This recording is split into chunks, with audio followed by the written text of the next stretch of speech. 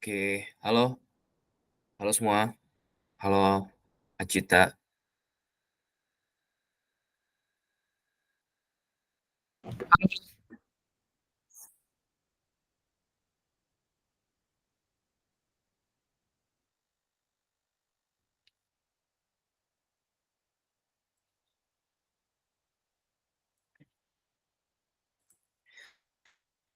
Oke, kita langsung mulai aja ya. Kayaknya sih masih pada ini ya, belum pada join karena kita di selesai sesi sebelumnya lumayan mepet. Tapi nggak apa-apa, kita mulai aja sembari berjalan nanti biarin nggak apa-apa nanti baru pada masuk. Acita mungkin boleh on cam dulu. Oke,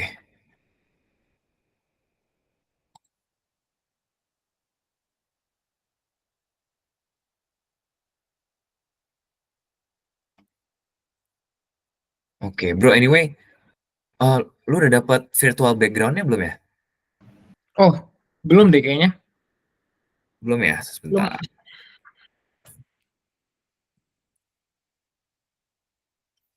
Oh iya, belum ya. Oke, nggak apa-apa deh. Kita langsung mulai aja. My bad, my bad. Kita langsung mulai aja karena waktunya terbatas banget. Eee, Thank you semuanya yang udah datang, on time. Mungkin kita bisa mulai dari perkenalan diri dulu, untuk mentor kita, Acita, perkenalan diri singkat. Oke. Thank you, Dev. So, hello everyone. Jadi, biasanya dipanggilnya Jojo sih. So, you can call me Jojo. And throughout this session, nggak usah pakai Acuta karena itu kepanjangan.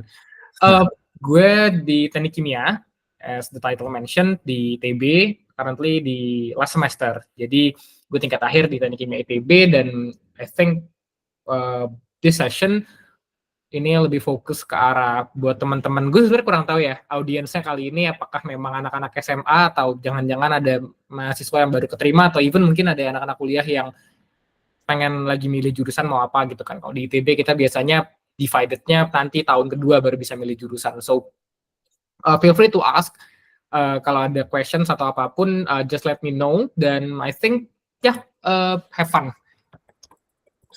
Oke, iya, guys. Jadi kita bikin sesi ini tuh sebenarnya untuk siapa aja, teman dari tadi juga kebanyakan ada yang kelas 11, ada yang kelas 12, dan tadi ngobrol sama yang datang awal-awal tuh ada yang udah kuliah sebenarnya dan pengen dengerin cerita dari, Jojo. So, feel free to ask, boleh lewat chat atau boleh raise hand langsung. Nah, Jo, mungkin, eee, kita mulai dulu nih dari gue yang nanya. Sure, sure. Di lu di jurusan Teknik Kimia ITB, apa sih yang membuat lu awalnya tertarik untuk pilih jurusan Teknik Kimia?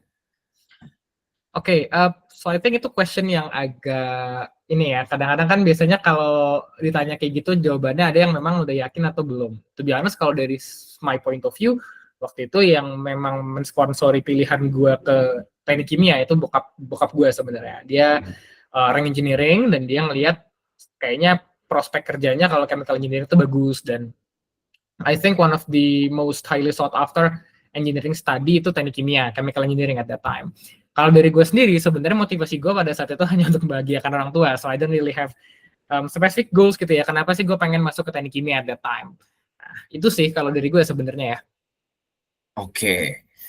Oke, itu kan tadi pertanyaannya ketika awal masuk Mhm. tertariknya kenapa? Nah, tapi, eee, apa nih yang memotivasi lu untuk tetap di Teknik Kimia? Oke, good question.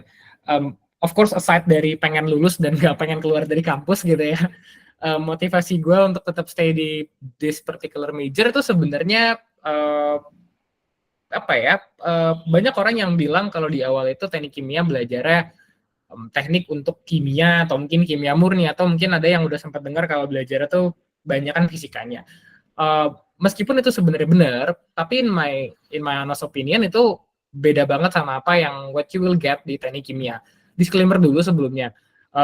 Apa yang bakal gue ceritain, I think representatifnya lebih ke arah teknik kimia ITB. Jadi gue kurang paham sebenarnya apakah teknik kimia UI ataupun di kampus lain itu have the same thing yang sama Yap, kayak gue ceritain, right? So I think for starters, dari prospek karirnya, that's one gitu ya. Karirnya sendiri menurut gue sangat-sangat very very good, salah satu high paying jobs. Karena nanti kita kalau misalkan habis lulus tuh, kalau mungkin anak-anak SMA sekarang mikirnya masih untuk masuk kampus gitu ya, tapi kalau udah masuk kampus nanti mikirnya tetap kerjaan. So I think kalian harus mikir 2 langkah ke depan gitu. Nanti kerja tuh mau jadi apa. And I think teknik kimia itu sangat-sangat diverse, sangat-sangat versatile. Jadi kalian di sini bakal diajarin mindset lebih tepatnya. So a lot of our alumni itu kerjanya nggak di industri kimia sebenarnya. Kita banyak yang kerja di consulting, di banking, di oil and gas, minyak kayak Pertamina itu salah satu high paying jobs di Indonesia, dan itu gajinya biasanya fresh graduate itu double digit lah kalau gue bilang kasar-kasar gitu ya. So sangat-sangat menarik untuk alumni-alumni kita. That's the first one. Second thing, menurut gue, just like I mentioned before, teknik kimia itu dilatih dari sisi mindset gitu. So kita nggak belajar kekeh banget nih fisika, reaksi kimia, molekul, and then like kalau di SMA belajarnya kimia organik gitu ya. Kita di sini nggak belajar kayak gitu-gituan. So for people yang memang nggak suka sama hal-hal itu, I think nggak akan ada problem juga di sini. Beberapa matkul ada, tapi lebih ke arah equipment. Jadi ini mungkin sekalian bridging ke apa itu teknik kimia in a nutshell, tapi menurut gue belajar di teknik kimia itu kayak lo apa ya, bayangin pabrik-pabrik gede yang kalau lo misalkan ke Cikarang atau ke Bekasi yang tempatnya industrial, itu kalian bakal lihat banyak menara-menara tinggi yang dari besi, dari logam, terus kalian bakal lihat mungkin di tempat-tempat kilang Pertamina itu banyak tower-tower yang mengeluarkan asap, suaranya gede dan sebagainya. Nah itu kita yang ngedesain sebenarnya. Kita yang ngelihat secara general picture. Ibarat misalkan lo mau bikin negara gitu, kita tuh overseer-nya, kita yang ngontrol ini negara itu arahnya mau kemana, desain secara strukturalnya gimana. Nanti setelah kita bikin overall rencananya, itu akan dibantu eksekusi sama teman-teman jurusan lain, kayak misalkan fondasi tanah itu teknik sipil, alat-alat spesifik itu teknik mesin. Jadi kalau bisa dibilang teknik kimia itu teknik yang menurut gue sangat menarik karena lo nggak belajar satu aspek doang, lo belajar the whole thing. Jadi kayak tadi gue bilang, lo bikin satu pabrik itu lo belajar satu pabrik full. Lo nggak bisa belajar hanya satu alat, dua alat, itu nggak bisa gitu. Dan itu yang diharapkan dari lulusan teknik kimia adalah ketika kalian lulus, kalian diharapkan untuk menjadi sekelasnya managerial level, udah bukan lagi yang levelnya tuh analis ataupun tingkatnya per equipment gitu. Oke. Ini udah ngantri nih yang nanya nih. Mungkin ada yang barusan raise hand. Siapa nih? Muhammad Firdan. Oke, silakan. Oke, halo Kak. Kenalin, nama aku Firdan. Aku dari SMA 1 Jember. Oke. Nah, pertanyaannya nih basic banget sih. Katanya di teknik kimia itu lebih condong ke arah fisika dibanding kimianya, atau maksudnya ke teknikannya. Nah, itu kita di dalam teknik kimia mending fokusin belajar kemana, atau ke fisikanya atau ke kimianya gitu. Makasih. Mungkin persiapannya kali ya maksudnya ya. Exactly. Iya, persiapannya Kak. Oke, persiapannya ya. Gue sebenarnya nggak bisa terlalu bantu jawab ya, karena jujur aja gue itu masuknya UTBK kan, bukan SNMPTN. So I think pada saat itu gue pun nggak sempat waktu belajar sama sekali. Itu satu. Kedua, ketika pun gue masuk ke TPB, jadi teknik kimia di TPB itu sekarang ada namanya TPB kan. That's like 1 tahun pertama di mana lu nggak belajar jurusan. Itu gue pun nggak belajar, dan gue nggak peduli juga sebenarnya teknik kimia belajar apa. Gue cuma di sini buat lulus gitu at that time. Dan ketika masuk teknik kimia sendiri, just like I said before, belajar fisika juga tuh nggak akan membantu lu untuk sukses di teknik kimia. Itu satu. Tapi kalau emang lu tertarik ya belajar aja, nggak apa-apa.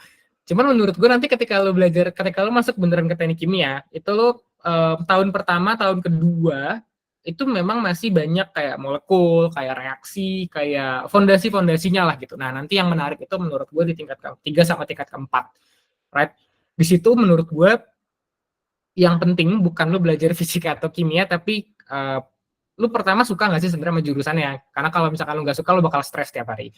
Second, lu harus bisa open minded, right? Di sini lu akan diajarin untuk ngerancang pabrik. Like I said before, ngerancang pabrik itu bener dari nol. Ini pun sekarang gue lagi ngerancang pabrik gue sendiri sama teman-teman gue. Itu ngerancang pabrik bener-bener kayak lu dikasih tanah, bahkan tanahnya lu nyari sendiri di mana. Lu bayangin nih kasih peta di Indonesia, oke gue mau bikin pabrik apa, reaksi fondasinya seperti apa, kapasitas pabriknya seperti apa, pembelinya, equipmentnya apa aja, dan itu proyek yang digarap selama 1 tahun sama teknik kimia. Nah itu pada saat itu lu udah nggak mikir lagi sebenarnya fisika kimia tuh udah nggak relevan lagi dalam hal itu. Yang relevan tuh justru lu selama kuliah teknik kimia tuh berani explore nggak untuk hal-hal baru, untuk let's say belajar di luar kelas gitu nyebutnya. Karena pelajaran teknik kimia itu nggak ada hubungannya sebenarnya. Fondasinya iya fisika kimia, tapi the main thing itu sebenarnya industrial level. Jadi kita udah nggak lagi belajar yang namanya kayak reaksi kimianya itu secara teoritis seperti apa, kita sebenarnya nggak terlalu ngurusin gitu. Itu good to know, tapi akan ada orang yang ngebantu lah ibaratnya. Itu bisa dicari di internet kan, jadi gampang. Nah memang ini nanti akan gue bridging sekalian kalau ada yang nanya juga terkait like forward plan-nya seperti apa di teknik kimia. Tapi for now, I think jawaban gue seperti itu sih. Kayak lo harus open-minded aja, nggak usah terlalu mikir belajar fisika kimia atau apa. It would help, tapi it doesn't really matter sih buat gue. Oke, semoga terjawab. Terjawab nggak nih? Apakah ada pertanyaan tambahan? Silakan, kalau mau. Oke, terjawab banget Kak. Terima kasih.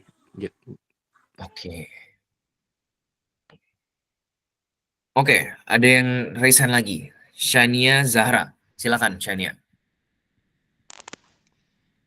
Jadi kan Kak, saya itu kan sebagai perempuan kan, jadi masih di kenalan dulu. Iya.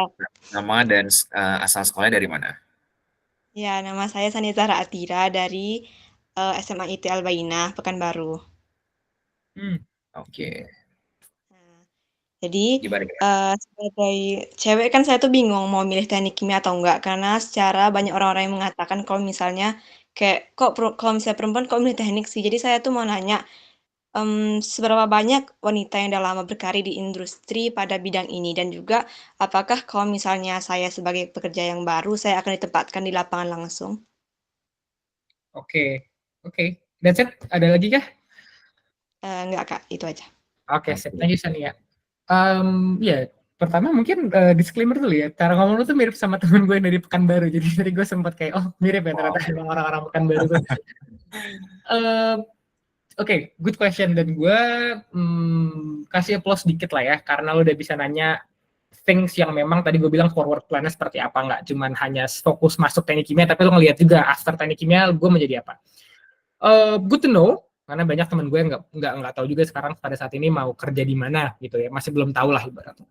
So I think to answer your question briefly banget dan to give you reassurance, santai aja sih, karena di industri itu memang ya memang nggak bisa dipungkiri lah ya, kalau lu lihat di pejabat-pejabat petinggi industri itu memang masih rata-rata banyak cowoknya lah. Kalau gue bisa bilang mungkin 1:4 rasio cewek ke cowok.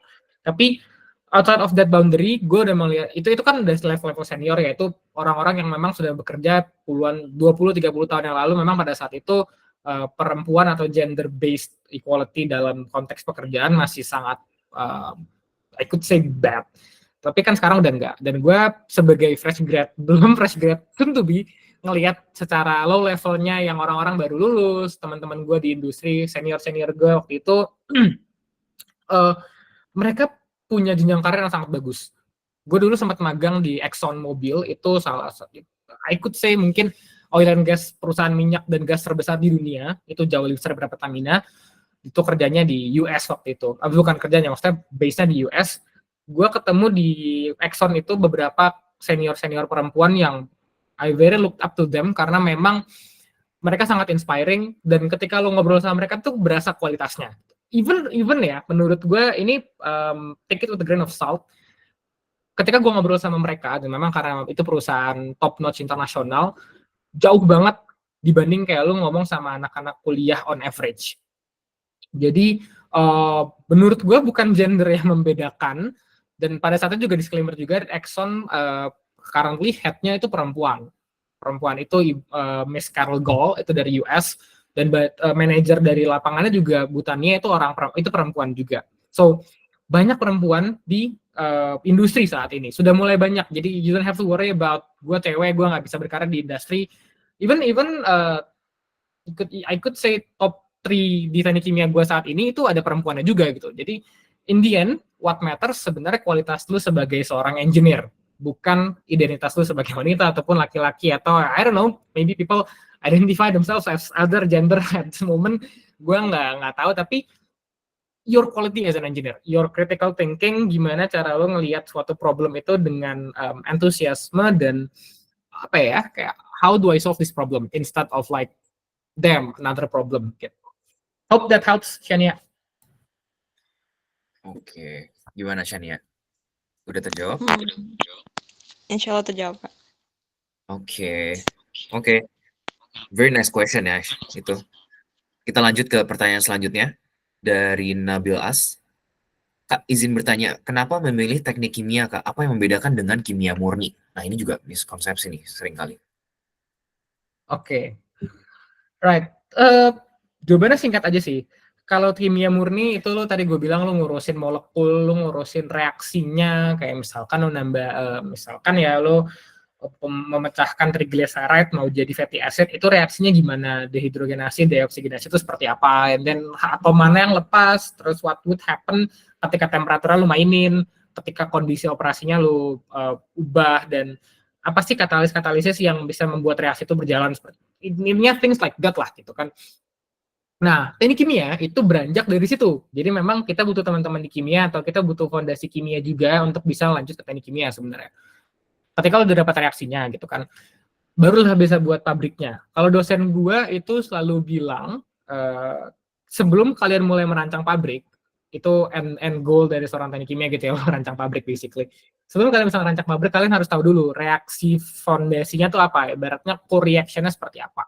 Dalam kasus gua, ini gua case by example, itu tadi yang gue bilang, you make lu bikin bensin hijau dari minyak kelapa sawit. So triglyceride berubah jadi fatty acid berubah jadi senyawa like olefin, parafin, habis itu lu ubah lagi jadi rantai panjang, lu aromatisasi, jadilah dia bensin sawit gitu.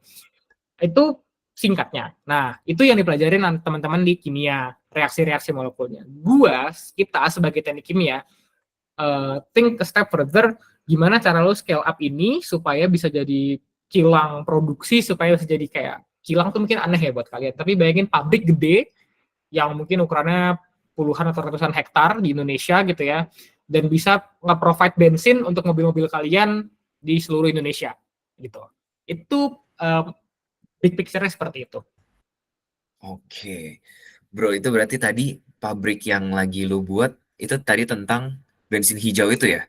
Yes, exactly, bensin hijau nyebutnya. Oke, mantap, keren. Oke, kita lanjut dulu. Ini ada pertanyaan dari Acasa, tapi pertanyaan lebih ke kimia murni. Kak, izin bertanya, untuk prospek kerja kimia murni apa aja? Kalau Nah, tadi ini kimia murni. nggak harus dijawab ya, karena beda sih sebenarnya. Tapi bebas, Jo. Ya udah, gue coba jawab sebisanya ya, karena gue juga nggak tahu sebenarnya kimia murni itu belajar apa. Lulus ya, I think karirnya ada sih pasti, tapi memang gue sangat jarang dalam seumur hidup gue belum pernah melihat sih teman-teman di industri yang lulusan kimia murni memang, karena memang gue kerjanya kan di industri kayak minyak, gas, terus industri-industri lain, tapi tetap ada potensi. Bisa juga mungkin di bagian laboratoriumnya, so lu di bagian research and development, itu prominent banget sih memang teman-teman kimia di sana. Dan memang setiap perusahaan yang bagus pasti punya R&D yang bagus, selalu di backup sama itu. Another than that, I think just another quotation, apa ya, it doesn't matter lu lulusan mana, lu jurusan mana, as long as you have the experience, ini company harusnya mau nerima lu sih. Karena gue sempat lihat juga kok temen gue dari kimia itu keterimanya di industri yang lain banget gitu, kayak misalkan consulting atau mungkin banking. Weird tapi happens. Yes, benar banget. Ini terjadi di semua jurusan sih. Jadi sekarang tuh pengalaman magang tuh bahkan lebih dilihat ya sama perusahaan-perusahaan daripada sekedar jurusan aja. Oke, kita lanjut ke pertanyaan selanjutnya dari Nabil As. Kak, katanya teknik kimia itu ada bidang industrial. Nah, apa yang membedakan dengan teknik industrinya, Kak? Teknik industri. Sorry, tadi questionnya gimana? Kan teknik kimia itu ada bidang industrialnya. Nah, apa yang membedakan dengan teknik industri? Oke, I think very different ya. Jadi kalau teknik industri, wah disclaimer lagi nih karena gue nggak paham juga sih sebenarnya teknik industri belajarnya apa. Cuman dari teman-teman gue, teknik industri itu kalau dalam satu kalimat jack of all trades. Jadi lo belajar banyak hal, tapi lo nggak mendalami satupun. Misalkan lo belajar engineering hanya sekadar aspek minimnya. Lo belajar misalkan coding hanya touch on the surface. Lo belajar bisnis juga, lo belajar tentang ilmu marketing juga. Jadi lo belajar semuanya, cuman nggak detail banget gitu. On the other hand, kita teknik kimia, meskipun ada aspek industri di situ, kita industri yang kental. Jadi ya kita hanya fokus untuk kita hanya fokus untuk industri engineering dan kita belajar prosesnya. Jadi kita sebenarnya sama sih kayak teknik industri. Kalau teknik industri itu nggak ngelihat ilmunya apa, mereka gigit semua. Kalau kita nggak ngelihat industrinya apa, selama itu engineering kita bisa gigit. Karena basically kita proses engineer. Kita bukan nyebutnya chemical engineer lagi sih, di sini kita nyebutnya beberapa proses engineering. Jadi mau lu industrinya pulp and paper, itu yang olah pohon jadi kertas, mau oil and gas, itu minyak dan gas bumi, Pertamina. Mau lu industrinya petrochemical, itu yang bikin zat-zat kimia kayak NaCl, garam, terus HCl, itu larutan-larutan yang kalian sering lihat di lab SMA, itu yang bikin pabrik petrochem.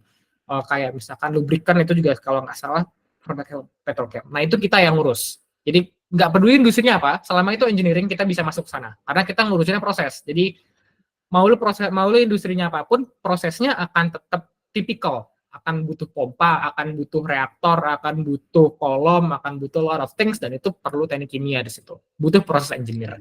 Itu yang membedakan. Oke, semoga menjawab, Nabil. Kita ke pertanyaan selanjutnya dari Preti. Gimana rasanya kuliah di TBK? Apalagi untuk yang terlalu ada basic di kimia. Bagaimana caranya bertahan dan memastikan bahwa itu adalah jurusan yang tepat karena suka sama jurusan ini? Gimana rasanya belajar teknik kimia? Stres sih satu kata buat gue. Ya, stres. Lu nggak akan bisa expect kata-kata yang bagus dari gue. Jawabannya stres. Outside of that, coba kita masuk ke bagian gimana caranya lu bisa tahu pengen teknik kimia atau enggak ya. Susah, sangat susah. Menurut gue apa ya? Kalau lu suka engineering dan lu nggak tahu mau masuk kemana, coba teknik kimia. Tapi kalau lu udah tahu, misalkan lu suka coding, ya udah lu masukin informatika. Lu suka teknik, tapi lu sukanya bangunan, beton, kayak komposisi. Lu ketika ngeliat bangunan-bangunan bagus, tuh kayak bangunan-bangunan nyentrik tuh lu senang banget ya. Lu mungkin kayak sipil gitu. Tapi kalau lu mungkin tertarik kayak engineering in general, dan lu suka duit, karena teknik kimia banyak duitnya, masuklah teknik kimia. Itu yang membuat gue yakin. Terus masalah lu suka banget sama kimia, tapi lu nggak yakin apakah lu suka teknik kimia atau enggak ya. Wah, I don't think ada hubungannya secara erat sih kimia dan teknik kimia, karena tuh buat gue sangat-sangat berbeda gitu loh. Bahkan dosen-dosen gue saat ini yang memang ahli banget, mereka juga udah nggak terlalu hafal dan peduli juga tentang reaksi-reaksi kimia itu. Mereka pedulinya kayak lu gimana cara ngerancang reaktor, temperatur operasinya berapa, tekanannya seperti apa. Jadi ya udah, at the end of the day, lu nggak bisa matok gue senang kimia, gue senang fisika, maka jawabannya teknik kimia. It doesn't go like that gitu. Lu lebih lihat setelah teknik kimia itu apa. Jadi kalau menurut gue ya, saran gue buat orang yang bingung teknik kimia, coba lu lihat, daripada lu lihat sekarang lu sebagai SMA, mungkin coba bayangin 10 tahun ke depan, lu kerja mau jadi apa. Kalau lu mau jadi, tadi gue bilang, kalau lu suka yang di engineering, banyak duit, kerjanya sama minyak, gas, kayak natural resource, teknik kimia bisa, teknik perminyakan juga bisa. That's my advice sih. Oke, semoga menjawab. Kita lanjut ke pertanyaan dari Fatih Fajar. Kak, izin bertanya, apakah banyak memerlukan kemampuan kalkulus di teknik kimia? Bagaimana dengan kemampuan programming? Insyaallah. Oke. Kenapa jawabannya spesifik? Ini gue mau nanya dong, ini kuliah atau anak SMA sih? Gue penasaran. Fatih, bisa open mic gak nih? SMA atau udah kuliah? Set juga gak apa-apa. Oke, meanwhile mungkin sambil nunggu Fatih kali ya. Kalkulus. Enggak sih. Simple answer is no, karena lu cuma perlu ngitung. Lu cuma perlu ngitung dan logika. Jadi lu nggak perlu ngitung, lu nggak perlu bisa kalkulus advance, lu nggak perlu partisi. The worst you can do dalam teknik kimia yang perlu matematika adalah integral sama I think integral doang deh paling berat di teknik kimia. Kayak teknik kimia itu susah bukan karena matematikanya, bukan karena fisika, bukan karena kimia, tapi I think lebih ke karena lu belajar tuh banyak banget. Lu bayangin satu pabrik dan lu harus belajar semuanya dalam waktu 3 tahun. Jadi ya menurut gue lebih karena kayak lo bayangin materi yang harus dipelajari selama bertahun-tahun lo kompres jadi 3 tahun dan itu lo harus belajar dan you need to do it gitu. Itu sih yang membuat berat. Oke. Kita lanjut ke pertanyaan dari Rafish. Kak, izin bertanya, jika diurutkan dari yang penting, akademik, organisasi, prestasi, dan penghasilan sampingan, urutan dari yang paling penting bagaimana ya, Kak? Dan kalau mau melakukan keempatnya, bagaimana mengatur waktunya? Oke. Wah, good question. Entah kenapa pertanyaannya, Dev, gue nggak ngerti kenapa pertanyaannya kayak orang yang tahun pertama kuliah ya. Karena anak SMA nggak nanya ini sih menurut gue. Dari tadi juga pertanyaannya sih bagus-bagus ya. Gue juga bingung nih. Bukan anak SMA semua.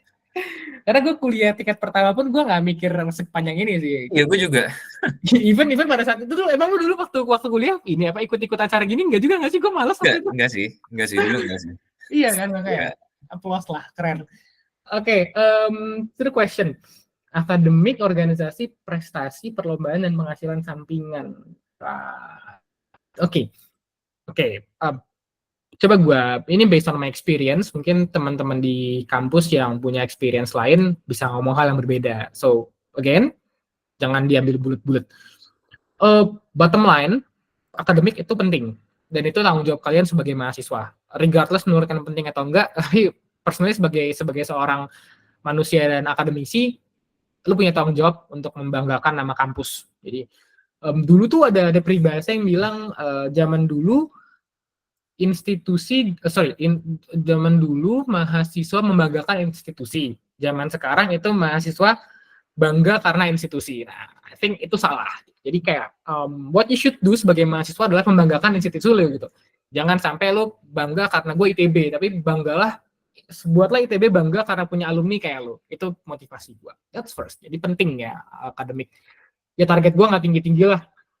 If you want to have a good life, have a good career, 3.75 itu minimal. Kalau mau standar 3.5, that's fine. Itu standar gue. Tapi kalau differing opinion nggak apa-apa.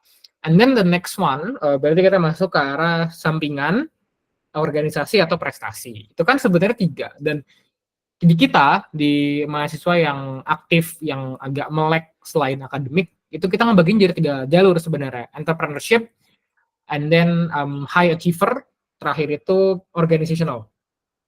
Each punya merit sendiri, tapi dari experience gue dan dari apa yang gue lihat di kehidupan kuliah, memang not all things are made equal. Paling tinggi memang kalau untuk stabilitas dan untuk kedepannya, menurut gue prestasi. Dan prestasi ini bukan lomba. Sorry to say, tapi lomba itu unless lu ikut lomba dan menang yang gengsi banget di Harvard atau let's say lomba-lomba yang disponsorin perusahaan, competition won't do you much good. Tapi what you should be aiming for adalah pengalaman kerja, like internship atau project atau let's say contract with other company, just like I did. And then second level, menurut gue what you can do, ini second level ini bukan berarti dia lebih buruk daripada high achiever ya, atau dari tadi gue bilang prestation, tapi lebih karena dia itu susah tanpa lu punya modal, tanpa lu punya relasi, tapi potensinya sangat besar. Itu entrepreneurship menurut gue. Lu bayangin aja beberapa perusahaan besar Indonesia itu dibangun dari ketika mereka mahasiswa. Dan setelah mahasiswa juga sih. Misalkan e-fishery, itu startup di Indonesia yang kalau nggak salah capitalization marketnya udah sampai $1 miliar apa ya, gue lupa. Ya, mungkin sekitar itulah ya, gue lupa juga. Nah, itu tuh entrepreneurship. Kalau lu sukses, you can have a lot of money, a lot of successful career. Tapi kalau nggak sukses ya, lu gagal. Jadi high risk, high return. Makanya gue place di posisi nomor 2. Nggak sestabil nomor 1. Nah, nomor 3, organisasi. While I think that this is important, tapi untuk kedepannya menurut gue not so good. Kenapa? Well, lu bayangin lah kayak lu nanti setelah lulus mau kerja di korporat atau tadi lu bikin bisnis sendiri kan. Both of that itu bisa lu achieve lebih cepat dengan lu magang di perusahaan atau lu punya bisnis sendiri. Karena organisasi it won't help you that much, right? Nah, mungkin ada yang bilang kayak, tapi kan kalau organisasi itu nambah relasi lu ke alumni, ya nggak apa-apa, sok aja kalau emang lu maunya kerja masuk lewat jalur relasi alumni, that's fine juga. Ada yang ngelakuin kayak gitu. Dan I think it's not haram juga sih. Itu pilihan masing-masing lah, dan memang halal-halal aja. Cuman tadi, kesempatannya sangat kecil, dan lu kasarnya menggantungkan nasib lu ke tangan orang lain. Dan gue nggak suka dengan prinsip itu. Makanya, I put that in number 3. Dan itu apa ya, no offense, cuman organisasi zaman sekarang itu udah kurang bermutu menurut gue. Jadi a lot of things yang kayak leadership, terus kayak critical thinking, hard skill kayak coding, terus software, terus how you manage discussion with top level management. While you can get that dengan organisasi ya, kayak lo diskusi sama kayak misalkan pejabat-pejabat kampus, kayak, tapi kan itu sebenarnya mahasiswa juga gitu. Tapi kalau lu compare gitu ya, dengan lu magang gitu misalkan, lu diskusi udah bukan lagi sama mahasiswa, lu diskusi sama direktur perusahaan. Out of all my internship, thank God, gue waktu itu sempat dapat exposure beberapa kali ketemu investor yang bener-bener punya bisnis sendiri. Gue ketemu sama direktur, gue ketemu sama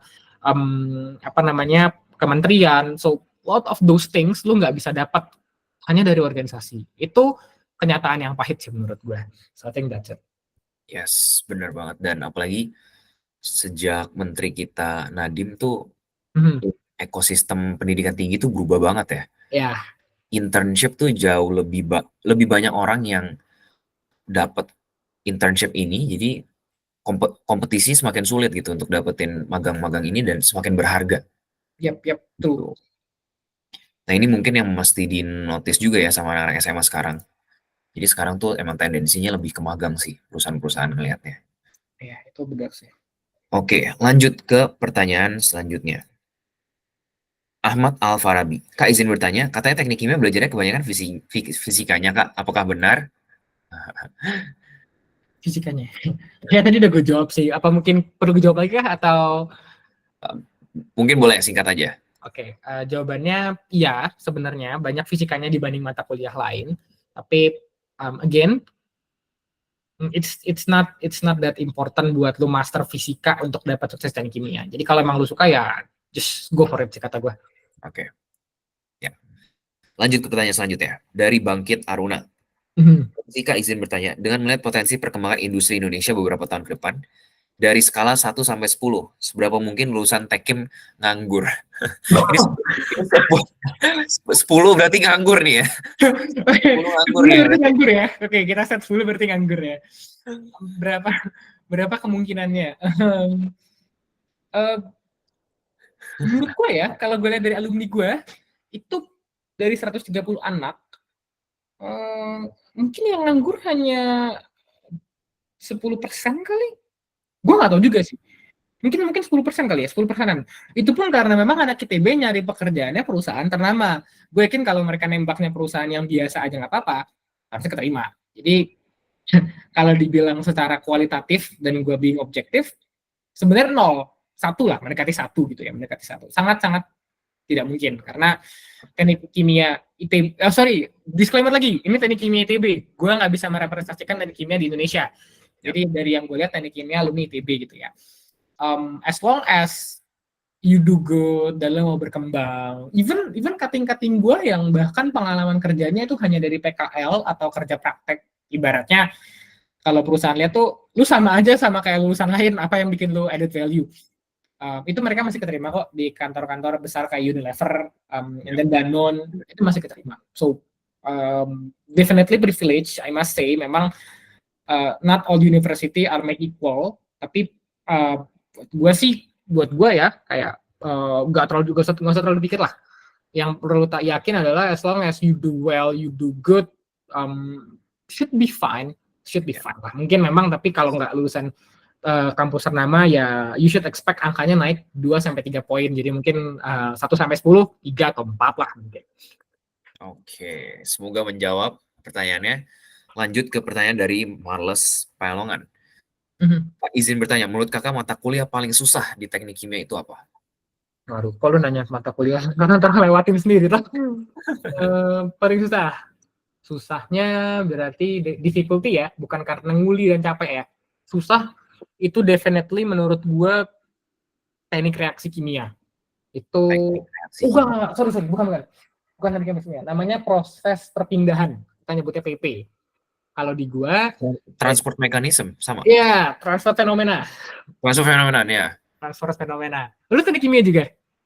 Enggak, sipil, tapi Gradient mau bikin kelas itu kayaknya. Oh, waduh, jangan undang gua karena nilai gue B.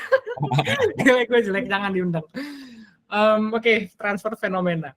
Itu matkul yang sampai akhirnya gue memutuskan ketika gue belajar pertama-tama adalah gue belajar hamin satu kelas aja, hamin satu ujian gue udah gak mau spend time with this karena gimana pun gue belajar gue gak akan bisa, dan menurut gue ketika gue kerja gue gak akan perlu ini, jadi ya udah mending gue pakai waktu gue untuk hal-hal lain kayak lomba ataupun magang gitu. Itu susah banget. Itu menurut gue mata kuliah yang ketika gue lihat dan teman-teman gue lihat isinya itu kayak kita udah pesimis, ini A mustahil, AB itu alhamdulillah, B itu oke. B itu oke. Ya. Bro, Jadi, mungkin boleh dikasih teaser dikit. Emang matkulnya belajar apa sih sebenarnya? Transport phenomenon. belajarnya gak jelas cuy. Ini di record semoga gak ada tonton dosen kimia gue, tapi menurut gue matkulnya gak jelas. Bahkan dosen gue bilang matkulnya juga gak jelas. Lu bayangin, lu suruh ngitung misalkan nih air dipanasin dalam pipa, atau misalkan air lu tumpahin dalam pipa gitu ya. Lu suruh ngitung perpindahan panasnya itu gimana dari dalam air keluar, dan itu bukan perpindahan panas biasa kayak lo SMA Q sama dengan, bahkan gue gak ingat tapi lu bener-bener memikirkan kalau sudutnya beda berapa derajat gimana, kalau ketebalannya beda sekian gimana, kalau misalkan temperatur dalam berbeda gimana, kalau misalkan ada air lagi atau fluida lain di luar gimana. Menurut gue hal-hal yang kayak kita punya software saat ini, jadi tolonglah nggak usah dihitung manual. Jangan tempat kulit hidup lu lah. Minta tolong aja sih itu. Dan katanya PP itu sekarang di kurikulum ITB baru akan diturunkan importance-nya. Jadi kayak kalau nggak salah dari 3 SKS jadi 1 atau 2 SKS. Mungkin karena dosen sadar ini matkul itu sebenarnya nggak terlalu penting, tapi nggak boleh dihapus juga. Jadi ya diturunin sekarang. I see. Oke. Semoga menjawab. Kita lanjut lagi. Sampai mana tadi? Ke Hanizian Yuzari. Gambaran kecilnya teknik kimia itu bagaimana, Kak? Saya anak SMA. Gambaran kecil apa detail maksudnya? Gambaran kecil gimana ya maksudnya ya? Gue gak pernah dengar seumur hidup gue gambaran kecil. Biasanya orang nanya gambaran besarnya ya. Exactly. Boleh dielaborasi mungkin Hanizian gambar kecil itu seperti Oke, nanti Hanizian coba tulis penjelasan follow up-nya ya. Kita move on ke pertanyaan selanjutnya dulu dari Fatih Mumtaz. Izin bertanya Kak, Kakak kan masuk ITB jalur UTBK. Masih ingat gak dulu nilainya berapa? Soal aku mau daftar SNBT di SAPPK dan FTMD. Masih pikir-pikir. Got it. Oke, gue masih ingat jelas nilai gue berapa.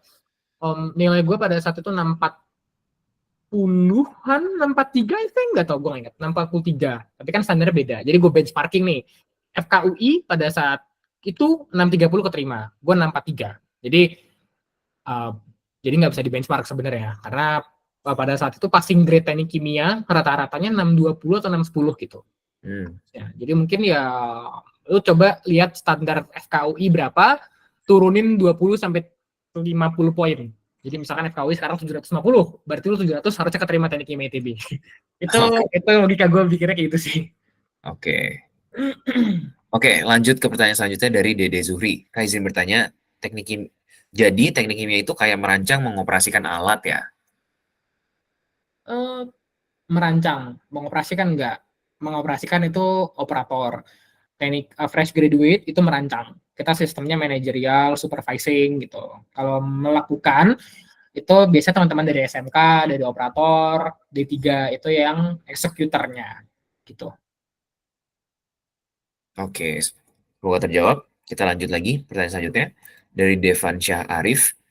Kak izin bertanya, prospek teknik kimia itu hanya terbatas di industri proses atau divisi engineer yang lain bisa, Kak? Jangankan engineer, lu mau industri perbankan juga bisa.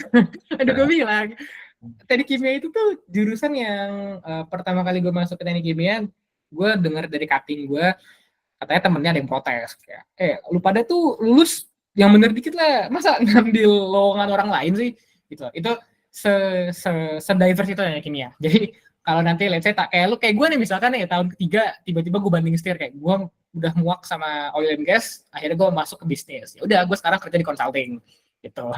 Jadi definitely available, tergantung aja sih kayak lu maunya, lu seberapa gigih lu berani berjuang, karena nggak gampang kayak lu belajar ekonomi, belajar bisnis ketika all your lifetime itu belajarnya mesin dan reaktor. Yes. That's it. Bisa, Nah, definitely. Easy. Oke. Kita lanjut ke Fatir Sachiro. Kak, kalau level SMA, apakah intern, entrepreneurship, atau work experience masih lebih penting dibanding lomba? Level SMA. Maksudnya level SMA tuh? Jadi maksudnya dia sekarang masih SMA. Kan nggak, terus dia nanya, apakah intern atau work experience itu lebih penting dibandingkan lomba? Kayak mungkin ini bersangkutan sama yang tadi kita sempat nge-sort priority list gitu. Wah, gue nggak ngerti sih. Maksudnya kalau ini mungkin karena gue teknik kimia ya, jadi gue hobinya tuh mengkritisi segala hal dari nol. Karena memang kalau gue nggak kayak gini, gue nggak akan lulus dari dosen gue. Tapi intinya yang gue bingung adalah ketika gue SMA, mana yang lebih penting? Kalau lu udah SMA, kata gue lu belajar dapat nilai bagus dulu sih, karena lu masuk kampus tuh nggak dilihat dari magang lu lihat dari nilai lu kan sebenarnya. Jadi I think the question is a bit flawed. Coba kalau gue koreksi dikit, mungkin pertanyaannya, kalau gue tingkat pertama baru lulus dari SMA baru masuk kuliah, mana yang lebih penting, right? Mungkin itu yang lu maksud gitu ya. And on that occasion, jawabannya sebenarnya akademik gitu menurut gue, karena tahun pertama, tahun kedua, sejago-jagonya lu, unless bokap lu direktur utamanya, lu nggak akan bisa masuk perusahaan keterima sebagai intern. Definitely not. Yeah. Jadi daripada lu buang-buang waktu coba apply sana sini nggak keterima, karena orang pasti nggak akan percaya sama lu. Cobalah lu naikin nilai lu, terus menang lomba. Waktu itu gue land my first internship karena IP gue tinggi waktu itu. Nah, itu pun mulainya internship dari company yang kecil, bukan company yang besar. Jadi for example nih, gue tingkat pertama, I would aim to target minimal IP itu ya kalau bisa ya mungkin 3,85 atau bahkan 3,9 lah kalau bisa. Itu definitely tahun kedua lu akan keterima di perusahaan, definitely. Karena 3,9 di ITB it's not common dan it's definitely hard. Gue pada saat itu IP-nya cuma 3,87 apa ya waktu itu, nggak nyampe 3,9. Itu alhamdulillah keterima. Jadi kalau lu mau plan dari gue ya tahun pertama, coba gue take a bit time buat jelasin plan gimana kuliah yang bagus gitu ya. Tahun pertama nih kuliah dulu tuh yang benar, lu belajar yang benar, dapat nilai bagus. Aim lah at the very minimum 3,8 gitu kan, hopefully bisa 3,9 lah. Setelah itu sambil on the same time belajar bisnis, coba-coba aja ikut lomba, kan kalau kalah juga nggak ada salahnya.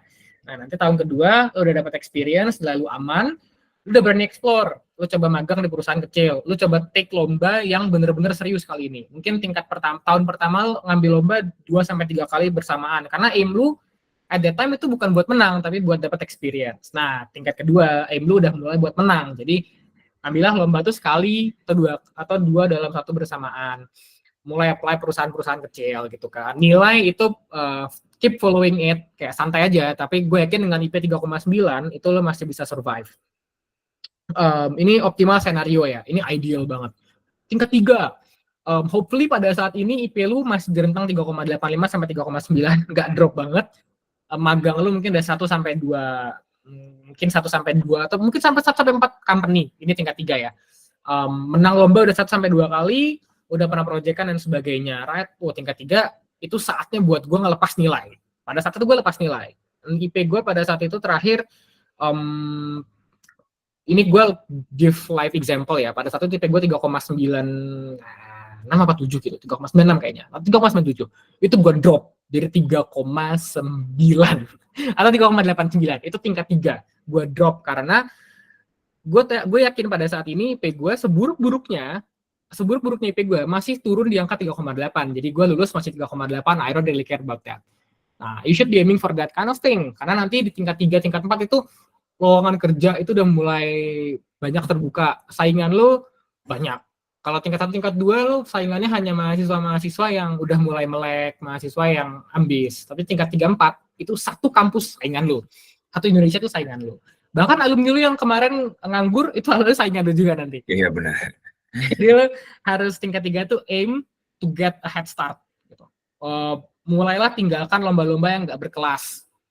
Aim for a top spot lomba. To name it a few, L'Oreal Brainstorm, Snyder Go Green, terus let's say PNG Peak Challenge, PNG CEO Challenge. Itu 3 nama company yang sangat bagus menurut gua. Just target those things. Outside of that, kalau memang nggak terlalu bagus, nggak usah diambil. Mulailah masuk ke perusahaan multinasional. To name it a few, kalau memang kita ngomongin chemical engineering, Exxon, top notch, Chevron, Pertamina, Baker Hughes, itu company oil and gas, April, itu di Petrochem atau pulp and paper, other stuff kayak BUMN, perusahaan-perusahaan consulting yang nasional, itu bagus diambil tingkat 3, if you can. Nah, nanti targetnya ideally speaking, tingkat 3 selesai, lo masuk tingkat 4, itu lo, ini gue ngomongin teknik kimia ITB ya, at this time lo nggak akan bisa magang sebenarnya. Makanya gue bilang tadi lo harus ngambil di tingkat 3 karena tingkat 4 itu TA dan rancang pabrik lo demand you to be in campus all the time. Jadi ya hopefully ya tingkat 4 ini lo paling mentok nambah 1 magang atau let's say kayak lomba tuh dikit-dikit aja sambingan. Karena kalau lo mau baru mulai aktif lomba, mau mulai aktif nyari kerja sekarang tuh udah telat sebenarnya karena lo fokus lulus, jadi lo nggak akan bisa terlalu fokus ke sana. Nah itu plan yang bukan plan ya, itu kisah gue sebenarnya, itu kisah gue selama gue berhidup di teknik kimia ITB, dan I could tell you ini sangat full proof kalau memang lo bisa dapat dan sangat successful karena ya alhamdulillah sekarang gue udah nggak mikir kerja di mana, udah dapat kontrak, jadi ya gue sekarang tinggal nunggu lulus. Itu advantage orang-orang yang dari tingkat 2, tingkat 3, tingkat 1 tuh udah berkorban, udah apa sih namanya, udah nggak ada lagi tuh kayak nongkrong, weekend tuh jalan-jalan, kelar kelas tuh jalan-jalan. Karena gue dulu spend time mostly memang belajar, magang, lomba, kerja. Teman gue tuh selalu ngeliat gue jarang di kampus karena gue balik ke Jakarta, Bandung buat nyari duit, nyari experience. Dan tadi ada yang bilang, gimana cara lo ngebalance all those things itu, 4 aspek tadi, ya nggak bisa. Tadi gue bilang, kan tadi udah gue kasih plan-nya tuh, hopefully ada yang nyatet lah ya. Tiap semester, tiap tingkat itu punya prioritas. Lo nggak bisa, lo fokus akademik, lo fokus magang, lo fokus lomba dalam waktu bersamaan. Karena nanti tidur lo yang keganggu, dan gue nggak mau tidur gue keganggu. Jadi, tadi gue bilang, tahun 1 akademik, to put it simply, tahun 1 akademik, tahun kedua itu akademik turunin setengah, mulai masuk ke magang kelas rendah sama lomba, banyakin lomba lu, hopefully menang. Tingkat 3 itu magangnya lu push jauh banget, akademik lu drop, lomba itu lu push ke yang berkualitas tinggi. Tahun keempat itu lu fokus nyari kerja, dan lu nggak usah ikut lomba, lu nggak usah lagi nyari hal-hal yang nggak berguna, fokus aja cari kerja gitu. Itu my honest advice buat teman-teman yang memang kayak, aduh, gue ngapain nanti di kampus, itu sih dari gue. Oke. Very detailed. Thank you banget jawabannya. Semoga menjawab. Fatir, kita lanjut ke pertanyaan selanjutnya. Dari Ahmad Al-Farabi. Kak, kalau lulusan teknik kimia tapi mau jadi dosen, bisa nggak? Wah, ganteng. Ganteng banget lu. Gue suka nih orang-orang kayak gini. Apa ya? Gue sangat appreciate orang yang mau contribute back to people as dosen. Karena jujur, gue nggak akan bisa kayak gini. Sejengkel apapun gue dengan dosen gue yang akhirnya gue banyak beban kuliah, tapi ya tanpa mereka tuh gue nggak akan sampai ke tahap ini. Just put it simply gitu ya. Mereka yang ngasih gue bimbingan, mereka yang ngasih gue lesson learn. Jadi gue sangat berterima kasih buat orang-orang yang mau jadi dosen. Bisa banget. Apalagi kalau lulusan teknik kimia ITB, aduh sorry banget nih, gue selalu bawa alma mater gue, karena emang gue kebiasaan ngomongnya ITB sih. Atau mungkin teknik kimia in general gitu ya. Bisa banget kalau lo mau jadi dosen. Karena biasanya lo lulus teknik kimia itu sudah sangat qualified untuk masuk industri, dan biasanya dosen itu lebih ke ya memang lebih ke giving back your knowledge ke mahasiswa. Tapi memang nanti lu fokusnya bukan lagi belajar industri, bro, tapi lu fokusnya ke fondasinya. Jadi kayak kalau kita ngomonginnya berapa harga reaktor, ekonomis nggak kalau ditaruh di sini, dan ini gimana optimalisasinya. Kalau lu ngomonginnya apa ya? Kenapa reaktornya kayak gini? Jadi fundamentalnya seperti apa? Jadi lo harus memperkuat fundamental teknik kimia lo, bukan ilmu derivatif lo. Tapi jangan salah juga sih, dosen gue di lab gue saat ini itu dapat banyak banget project dari Pertamina, dari badan-badan pemerintahan yang dananya nggak main-main sih, kalau gue boleh bilang mungkin miliaran gitu ya, to carry out project-project mereka. Dan at that time, ketika lo udah masuk ke tahapan dosen yang berproyek, dosen yang berduit gitu ya, lu udah nggak lagi fokus ngajar mahasiswa biasanya, lu fokus ngerjain proyekan lu. Ngajar mahasiswa tuh ya selingan sesekali gitu. Makanya dosen-dosen senior kalau lu lihat itu ngajar kelas paling seminggu sekali sampai 2 kali, udah nggak lagi yang fully dia semua, karena ya dia sibuk mengepalai proyeknya gitu.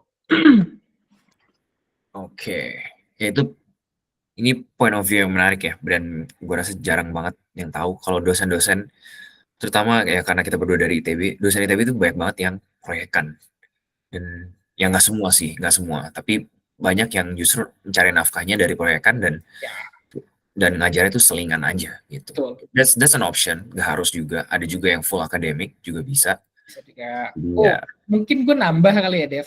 Ini gue bias opinion, tapi menurut gue dari semua jurusan, dosen yang paling prospek kalau lu ngomongin duit ya, kalau lu ngomongin mau makan apa besok butuh duit, itu teknik kimia. Itu duitnya banyak karena supporternya banyak tuh, perusahaan gede kan.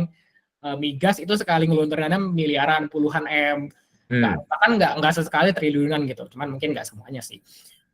Teknik kimia 1, teknik sipil 2, IKN itu teknik sipil, kalau nggak salah kata temen gue, sipil ITB, alumni sipil dosen ITB yang mimpin proyeknya, jadi memang duitnya banyak. Terus apalagi biasanya sih dosen-dosen atau jurusan yang berhubungan sama infrastruktur negara, sipil, pabrik, infrastruktur, sumber daya. Ya, berarti mungkin kayak industri perminyakan, dosen perminyakan, dosen pertambangan mungkin juga banyak gitu. Ya, benar. Oke, kita lanjut ke Nabil As. Kak izin bertanya, teknik kimia kan prospek kerjanya di bidang pabrik dan industri yang terkenal dengan gaji 2 digitnya. Nah, untuk meraih hal tersebut, bagaimana realita job desk-nya, risiko keselamatan kerjanya, dan tekanan eksternal seperti lingkungan kerja? Oke. Right. Dari pengalaman gue, ini gue nggak bisa ngomong banyak ya, karena sebenarnya gue belum fresh graduate juga, gue masih magang juga sih selama ini. Jadi experience gue belum se-expensive itu. Cuman kalau memang keselamatan, gue breakdown dulu. Keselamatan tadi pertanyaannya, ya selamat aja sih. Lalu kerjaan lu di kantor kok, bukan yang ngurusin instrumen alatnya. Tuh. 2, apa tadi katanya? Apalagi minta sama dia? Resiko keselamatan kerja, tekanan eksternal, seperti lingkungan kerjanya. Oh, berat dong. Kalau lu mau dibayar tinggi, lu harus siap di pressure yang tinggi juga. Yes, benar. Kan, nah, to put it simply ya, atau to put it kasarnya, kalau di kuliah lu salah, nilai lu turun. Kalau di kerjaan lu salah, perusahaan bisa rugi miliaran dan lu bisa dipecat. Even worse, bisa dipidana. Itu kasarnya gitu. Jadi belajarlah yang benar supaya nanti pas sudah lulus nggak masuk penjara ataupun lo membuat kerugian yang besar bagi negara. Itu sih saran gue ya. Jadi engineer tanggung jawabnya berat, guys. Ya, jadi engineer itu berat, guys. Oke. Lanjut ke ini pertanyaan dari Renaldinata, sebenarnya udah dibahas tadi. Skor aman masuk teknik kimia berapa ya, Bang? Sekitar 700 sampai nggak? Ini singkat aja sih, tadi udah sempat dibahas ya. Skor UTBK. Gampangnya gini ya. Biasanya kan jurusan paling berat tuh di Indonesia FKUI. Ya kan? Anggaplah FKUI misalkan 750 tadi sampel gue. Ya lo kalau mau aman teknik kimia, ITB, gue kasih ITB di belakang, itu 700. Turunin lah 20 sampai 30 poin. Kalau mau aman ya 20 poin, berarti 730 lo harus kena supaya masuk ke teknik kimia ITB. Karena pada saat gue dulu itu teknik kimia ITB masih favorit pada saat itu. Kayaknya ya. Itu sih. Oke, semoga menjawab. Lanjut ke pertanyaan selanjutnya. Waktunya udah sedikit lagi.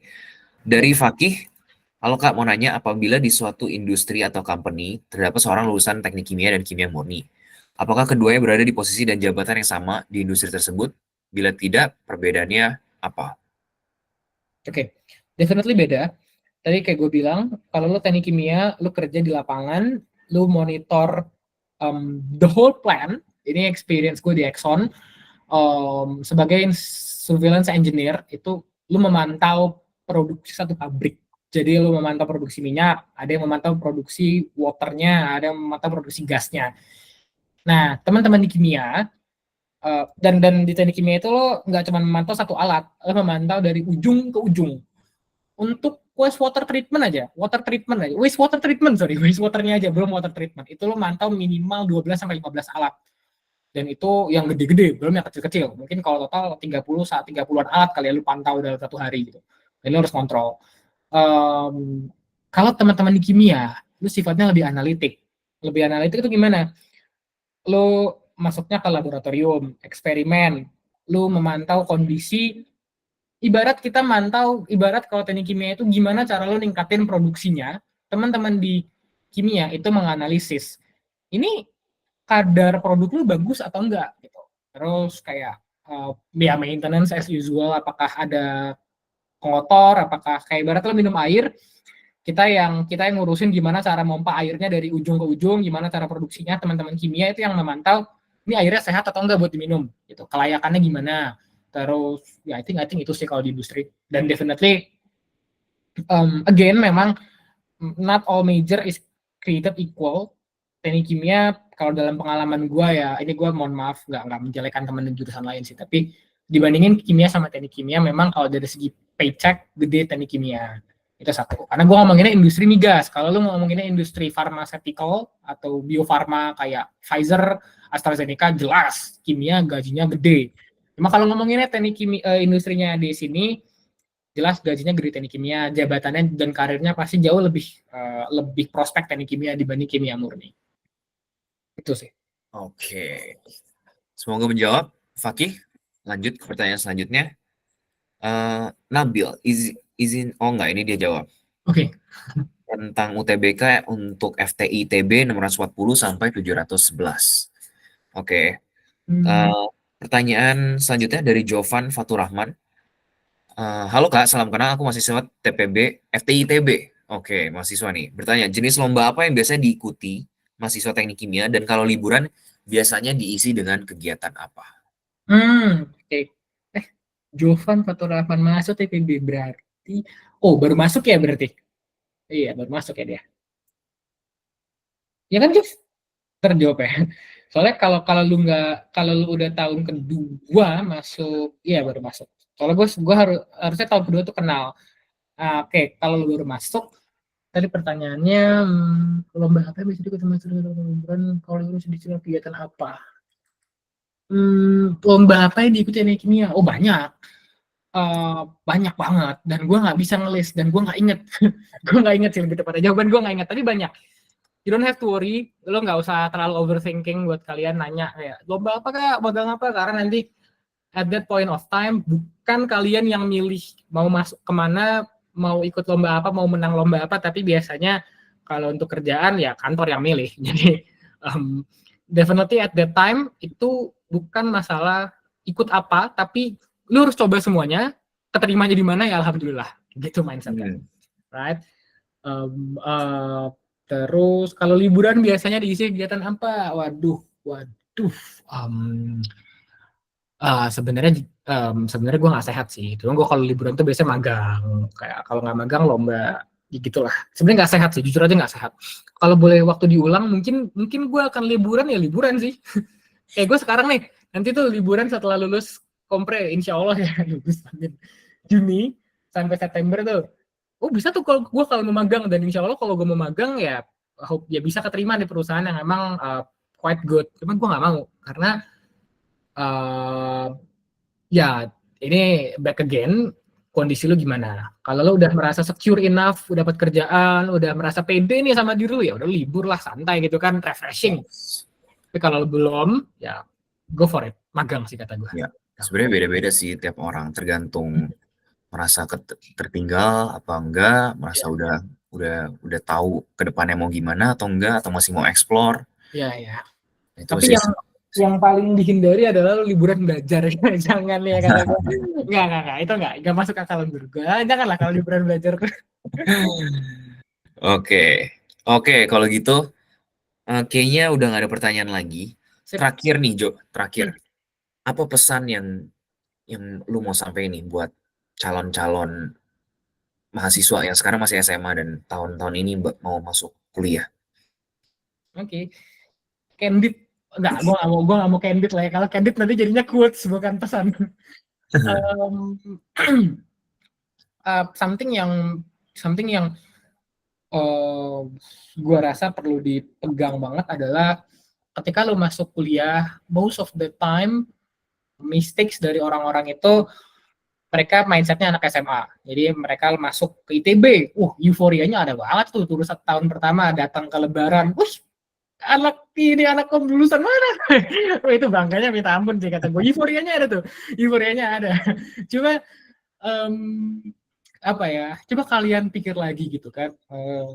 Skalanya makin naik sekarang. Ketika kalian SMA dari ratusan ribu jutaan murid SMA hanya 1.600 yang keterima di ITB per tahun. Tapi dari 1.600 itu hanya mungkin 100 orang yang keterima di perusahaan ternama. Jadi buat gue pesan ke kalian ketika kalian masuk ke ITB, cobalah untuk euforianya sebulan 2 bulan nggak apa-apa, tapi after that balik lagi ke mode gigih. Jangan kalian mikir lolos UTBK, keterima di ITB, FTI, that's it. Nah, sayangnya enggak gitu. Setelah dari sana persaingannya mengerucut lagi. Jadi mungkin awalnya kalian bersaing lawan anak SMA, sekarang kalian bersaing lawan anak kuliah. Ujung-ujungnya untuk apa? Untuk dapat spot di perusahaan ternama, untuk dapat spot di pemerintahan, untuk dapat spot di perusahaan-perusahaan startup yang baru mungkin kalian rintis, karena nggak semua entrepreneur lolos gitu. Jadi to put it simply, ketika kalian masuk, just like I mentioned, think forward. Jangan think backward kayak, gue udah bisa lulus, gue udah keterima ITB, that means I'm good, that means gue lolos challenge kehidupan. Bukan berarti gitu bro. Lo lolos masuk FTI itu ya, itu baru tahap pertama. And then after that lo masih harus bersaing lagi selama 4 tahun.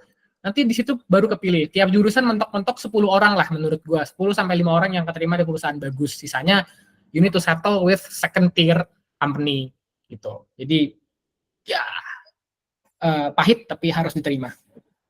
Oke. Jo, thank you banget udah nyisain waktu buat sharing sama teman-teman. Aman. SMA. Terus thank you juga buat teman-teman yang udah datang. Semoga sesi ini bisa ngebantu kalian untuk milih jurusan ya nantinya, ataupun yang lagi TPB ini dan mau milih jurusan sebentar lagi. Semoga bermanfaat untuk kalian semua. Oke, kalau gitu kita akhirin aja sesi hari ini, sesi webinar beda jurusan hari ini. Buat yang nanya, nanti kita bakal undi dan nanti bakal diumumin di grup WA yang menang undiannya siapa. Dan ya, udah boleh keluar. Thank you guys. Sip. Thank you guys. Thank you Dev. Thank you. Thank you Kak. See you in kampus. Thank you, Bro. Yo.